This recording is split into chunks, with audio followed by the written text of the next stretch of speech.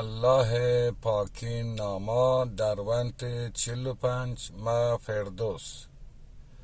25/6/1404 روز و شب روز روشناین تو هر چیز گندگی بیت روز روشناین و هر چیز گندگی بیت شب تهارن تو مردم شپا چیزان پا جوانی دیست نکند شب تهارن تو مردم شپا چیزان پا جوانی دیست نکند روچا مردم کار کنند تو شپا آرام روچا مردم کار کنند تو شپا آرام مرگ و دلوت هم روچا کار کنند تو شپا دلوت بنجاهان و مرگ وتی کردکان آرام کنند مرگ و دلوت هم روچا کار کنند تو شپا دلوت بنجاهان و مرگ وتی کردکان آرام کنند شپا محله وابسگ لوتید که سباها چر روچ درایگا پیسر بست بیبید بست شپا محله وابسگ لوتید که سباها چر روچ درایگا پیسر بست بیبید بلوچ گوشند وابتگی مرد میش نرکارید بلوچ گوشند وابتگی مرد میش نرکارید روچا شر کارکنگ لوتید روچا شر کارکنگ لوتید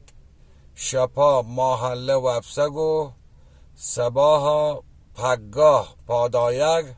مردم جانوش و زاندکار کند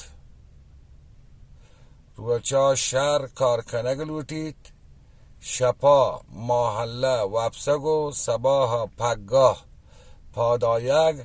مردم جانوش و زاندکار کند لحتی گال ها که مایی دربندن روشنا روشن روشنا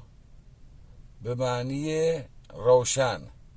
گندگ به معنی دیدن تهار تاریک جوان خوب جوانی یعنی خوبی پجوانی یعنی بخوبی جوان به معنی ورنا بست به معنی بلند شدن بنجا آغل اما جایی که پس مسان و حیوانا وابسن محله یعنی زود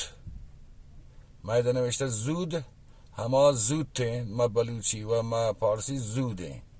جانوش سالم زاندکار دانا ای دربند 45 انشالله شما شر بوانید روز روشناین تو هر چیز گندگی بید شب تهارین تو مردم شپا چیزان پجوانی دیست نکند روچا مردم کار کنند تو شپا آرام مرگ و دلوت هم روچ کار کنند تو شپا دلوت بنجاهان و مرگ وتی کردکان آرام کنند شپا محله وابسگ لوتید که سباها چه روش درایگا پیسر بست بیبید بلوچ گوشن وابتگی مرد میش نرکارید روچا شهر کار کنگ لوتید شپا محله وابسگ و سباها پگاه پادایگ مردم جانوش و زاندکار کند ایشانی بزاند پارسی شما وقت گهتر بلدید انشالله اگه شما را